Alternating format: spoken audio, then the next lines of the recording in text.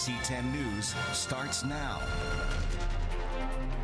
Gunfire erupted in Philadelphia's Kensington neighborhood. 3 people shot and a community demanding an end to the violence. The water is off and the road is closed. This sinkhole is causing problems for people in one Philadelphia neighborhood. And this morning, the racing world is in mourning. IndyCar driver Justin Wilson died a day after being injured during a race at Pocono Raceway. And put the umbrellas away and pull out the shades. It's going to be a beautiful sunny day with lowering humidity. All right. Good morning. This is NBC 10 News Today. I'm Tracy Davidson. And I'm Chris Cato. The humidity's lower, the temperature, well, it's about the same this morning, but it's going to be lower later today than it was yesterday. Meteorologist Bill Henley is standing by with our first alert forecast. Bill? Still looking at some clouds in the area, and I'm tracking a few showers offshore. This is the view from Cape May. We've seen some rain this morning in Cape May. Those showers are pushing to the north. There's still some showers at the shore, and you might see a spotty shower for Atlantic City, Sea Isle City, and Cape May during the day.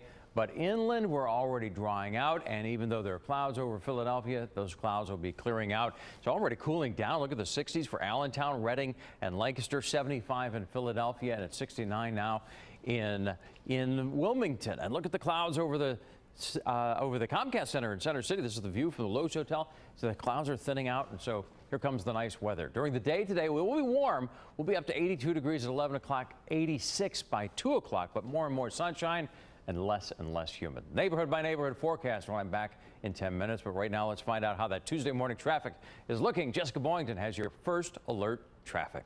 Jessica. And Bill, we are watching a multi-vehicle accident scene here on 95 right around Ridley Park. So you can actually see on the northbound side right here, road flares actually blocking off all the left-hand lanes and shoulders. So only that right-hand shoulder is getting by on the northbound side. You can see we have a fire engine on scene, police activity, and several vehicles involved up in front of that road blockage right there. The southbound lanes are doing just fine right now. But if you are headed to the Philadelphia International Airport, give yourself some extra time, because as rush hour begins, and it's in the next 20 to 25 minutes or so where we start to see that volume really start to increase, that's where you're going to see that delay. The Schuylkill Expressway right through the Conshohocken curve, you can see that moved along nicely there. Eastbound from the Blue Route up towards the Vine Street Expressway, no problems. Average speed still 60 miles per hour. We still have that nice little 13-minute drive time, so things are moving. But out in Kensington, watch out for the water main break on Huntington Street and Tulip Street. Now, you can take Frankfort Avenue to get through the area, but just follow local detours and you should do just fine so far for the morning. Chris. 6:01 now. A spray of bullets from the sunroof of a minivan. This morning, Philadelphia police are still looking for the man who gunned down 3 people in North Philadelphia yesterday. NBC 10's Matt DeLucia is live outside Temple Hospital where those victims are being treated. And Matt, people who live near that scene there in Kensington really want to know what this shooting was about, right? They do, Chris, and I'll tell you, a lot of gunfire was out there last night in that Kensington neighborhood, and the neighbors, they want some answers as well. Fortunately, though, all those victims, all 3 of them, are expected to survive. But this happened just about 12 hours ago on the 2800 block of Boudinot Street. This was just after 6 o'clock. Several neighbors heard gunshots. They called 911. Police got there. They found 3 victims. One was a 22-year-old woman. She was shot several times in the abdomen. A 25-year-old man was shot in his foot, and a 33-year-old man was shot in his leg. Police tell us all the victims were in front of a house at the time. Police say 9 shots were fired from 2 different guns, and the shooter was standing up, firing the shots with his upper body out of the sunroof. All I was hearing is like dang, dang, dang, dang. Like, you know, there's like gunfires back to back. The mayor or somebody need to do something about this. This is crazy. As of now, police are looking for those involved and what witnesses describe as a gold-colored van leaving the scene right after this shooting there. That's where that man was standing out of firing that gun. He was in that van. Police also have several witnesses. They say there were about 5 witnesses in that area at the time. They were talking with them, and as well, they were finding surveillance video from businesses and homes in that area as well. So detectives are going through all this evidence, trying to figure out the motive of all this while they're trying to find those who were involved in this shooting. For now, we're live at Temple University Hospital. Matt DeLucia, NBC 10 News. It's 6:03 and 74 degrees outside. Pennsylvania Attorney General Kathleen Kane will stand trial. A judge decided that at a hearing in Norristown yesterday. The hearing also included a Kane staffer testifying against her. And then there was the incident outside the courtroom where Kane's twin sister faked out the media. Take a look. We'll show you what we mean. That's Kathleen Kane's twin in the blazer. Cameras followed her, not really realizing that Kane was actually walking behind in the red dress. That's really her. Kane walked out of court without saying a word. Her lawyer said she maintains her innocence. She is charged with perjury and obstruction, accused of leaking grand jury information to embarrass a rival prosecutor. Kane's lawyers raised the issue of pornographic emails allegedly circulated among state prosecutors and judges. The prosecutors in this case said it distracts from the issue at hand. This is a case about things that she said to a grand jury. This is not about extracurricular things. The entire story hasn't come out yet. I think a little more of the story evolved today. Kane will officially be arraigned in mid-October. 6:05 now. The Justice Department is pushing back against New Jersey Senator Bob Menendez. The senator is trying to have his corruption indictment dismissed. Yesterday, the government called its case, quote, an exhaustive, focused, and disciplined investigation. Menendez is accused of accepting luxury trips and campaign donations from a Florida eye doctor in exchange for political favors.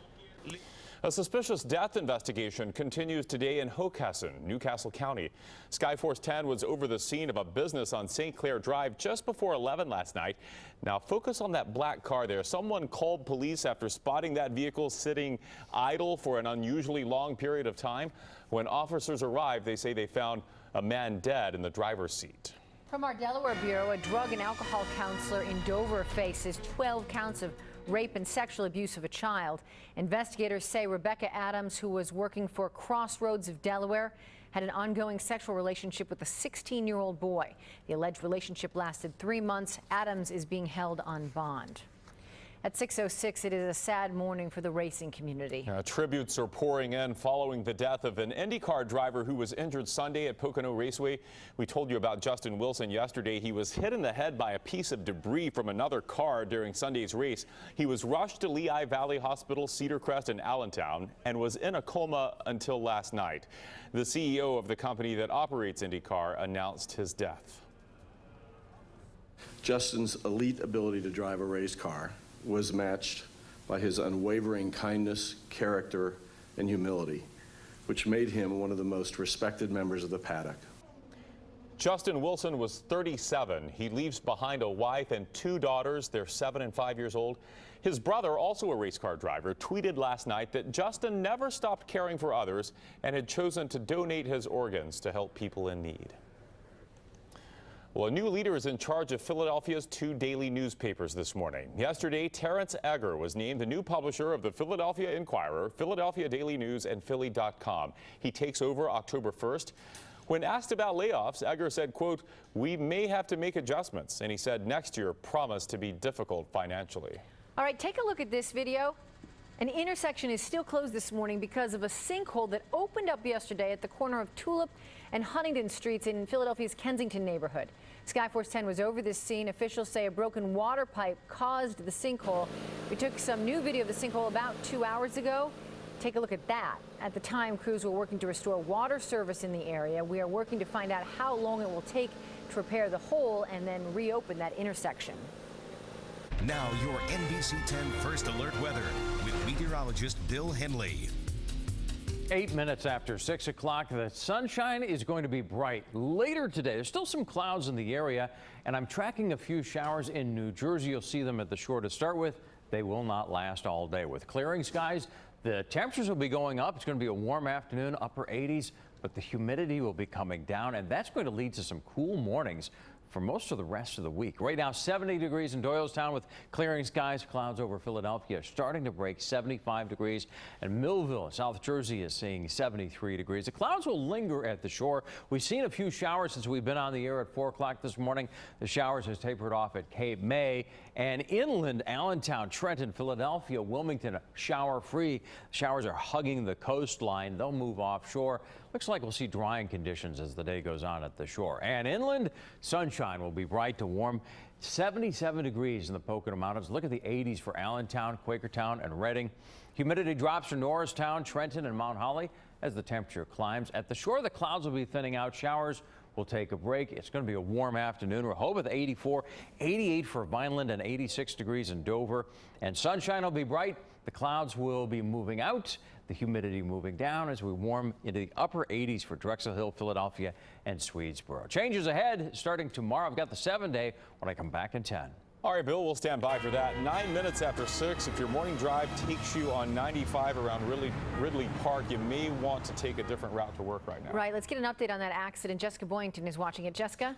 And Chris and Tracy, right before the heart of rush hour. Also, we do have this multi-vehicle accident here right around exit 8, which again is Ridley Park on the northbound side. The good news is they do have the right-hand shoulder still moving through the area. As you can see, they are allowing traffic move past these road flares over into the right-hand shoulder. We do have an ambulance on scene, and again, several vehicles involved. Police activity just behind this point. We also have an ambulance and a fire truck on scene as well. So all traffic still being allowed to move through the area, but if you do have to head to the Philadelphia International Airport, for instance, you might want to give yourself a little bit of extra time because you're going to be stuck behind some of this as they clean this accident scene up and get it out of the way. If you're heading out the door on 422, we're still moving along nicely there. No real increase in the drive times yet on the eastbound side from 29 up towards the Schuylkill Expressway. We're dealing with about an 8-minute trip there, and watch out for this water main breakout in Kensington, tying up things on Huntington Street and Tulip Street. You can take Frankfort Avenue to get by the area, but your best bet is just to follow the local detours and you'll do just fine. Tracy.